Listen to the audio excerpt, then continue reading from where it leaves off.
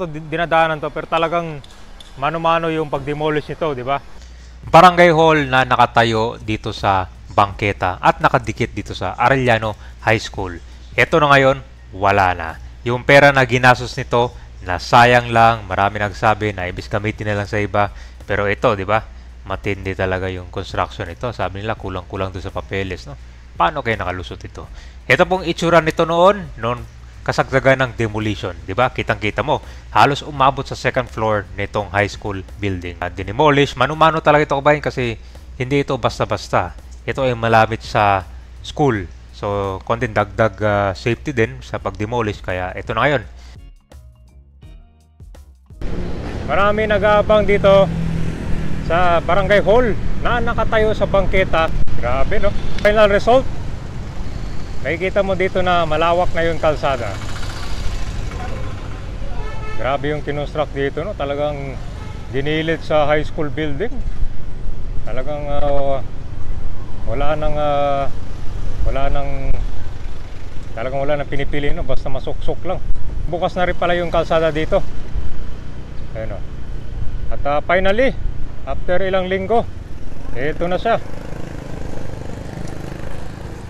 Ayan, pakita natin kabayan yung before and after. Arellano High School building. Literally yung construction ng Barangay Hall dati dyan, nakatayo dyan, no? Malapit na nga kasing level ng high school building dyan. Tapos natakpan yung mga salamin dyan. Kawawa yung mga estudyante, mainit. So, ganyan dapat, yan yung original na itsura ng bangketa. Grabe, no, ang laki ng nasayang nito na pera kabayan.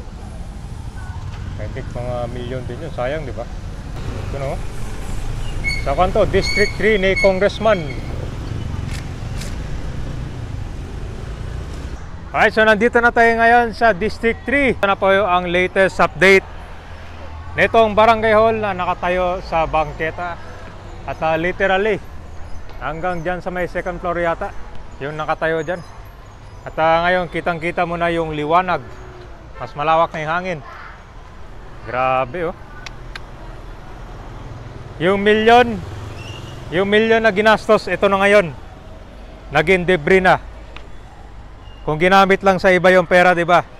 Kung ginamit lang sana dyan sa school kabayan, siguro aircon, no? Pa-aircon mo yung buong classroom dyan, matutuwa pa yung mga estudyante. Or syempre, mga kailangan school supplies, ano pa, laptop, projector, basta lahat ng pwede gamitin sa school. Pero dito napunta eh. Saglit lang nagamit to.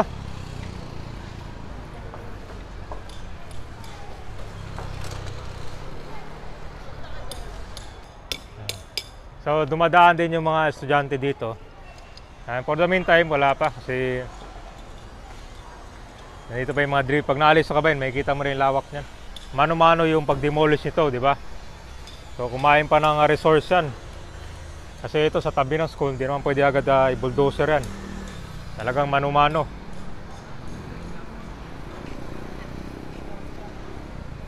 So dito sa kabila ito, meron din gate dito ang Arellano ng high school.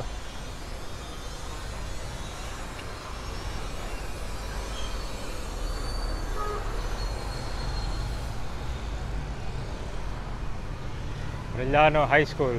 Down below kayo tungkol dito sa Barangay Hall na ginastos. Actually sa District 3 din, meron din giniba doon malapit Delpan Street, back. Pero yun, maliit lang siya. First floor lang yata o second floor, ganyan. So sa harap ng kanya, binondominium. Kitang-kita mo yung difference, di ba? Doon pagka-exit ng mga estudyante, safe na silang dumaan dito sa bangketa diretso hanggang doon sa may Recto Avenue. Ito po yung sa kabilang side, nakakon din to, malawak. So may mga ilang walang dito obstruction, pero maliit lang yan, madali lang tanggalin, hindi katulad nitong Barangay Hall na malawak. Nakatayo talaga. So next ito siguro yung mga spaghetti wires. Tignan mo, grabe ka pa yung mga wire dyan,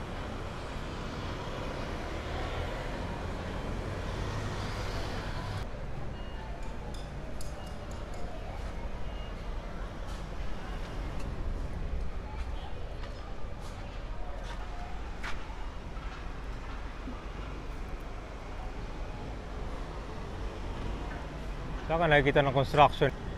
Talagang tinignan or nireview ng maayos. Madami mga estudyante dyan, no? Naka-aircon pa pala yung ibang classroom dyan, no? Di ba? So medyo hirap yung daloy ng mga hangin yan. So dito yung labas ng mga estudyante, oh.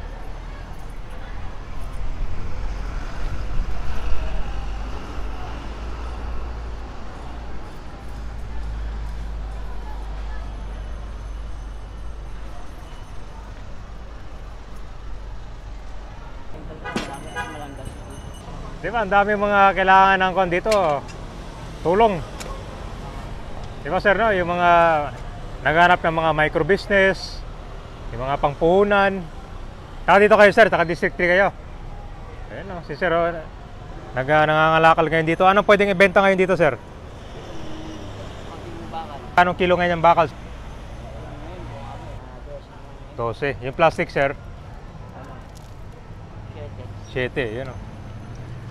So, pwede pang makinabangan to. Kaya lang yung bakal sir, mahirap kunin yan, no? Kailangan mo ng kanyan, grinder para maputol. Good. Totoo ba yun sir, nung tinayo itong barangay hall, medyo mainit? Oo, nag-petition kami na wag ituloy yan. Dahil sir? Dahil nga kasi nga, naharangan yung signal. Naka-apekto talaga doon sa signal yun. Para, kasi gumagamit kami ng, ng cellphone para i-present yung ituturo sa TV. Interrupted dahil naharangan ito. Tapos yung hangin sir, kamusta naman? Ay mainit. Medyo maka na? Nakahinga na? Ito yung talagang daanan pag umuwi sila. So matagal hindi nagamit yan? Oo, matagal hindi nagamit yan. Yung? Kailangan po na construct to? Ano to eh? Ano to, bago magbakasyon to tinayo eh. Bago lang pala? Mabilis, bago no? lang. Oo, kaya wala pa siya 1 taon. Kaya sayang talaga yung ano. Nung nagamit to sir, mga ilan lang? Alin? Mga ilang buwan lang nagamit siguro to? mahigit ano lang, mahigit 3 buwan lang yung 3 nagamit. buwan lang. Giba na ulit na. Si sir na mismo nagsabi ka ba yun, nataga ko niyan dito sa may Alaliano. So, yun, nagka-petition daw. At yun po yung pagtatapos nitong demolition ng barangay hall na nakatayo sa bangketa. Before, ito po siya. Ang itsura, ang laki niya kabayan, no? Parang, kuha na to. Parang 1/4 or 1/8 siguro to sa school ngayon. Diyan, no? Malaki yan. May nagsabi nga dito na more than millions ang nagastos niya. Kompleto, no? Kung makikita mo yung construction dyan, talagang ready na siya na gagamitin, no? Hindi lang siya barangay hall, parang multi-purpose. Kailan kasi dito, ang proseso pala niyan, pagtatayo ka ng mga barangay hall, dadaan pala sa city hall yan. May mga permit, may check, lahat yan. Ito yata ang kinuwestiyon nila.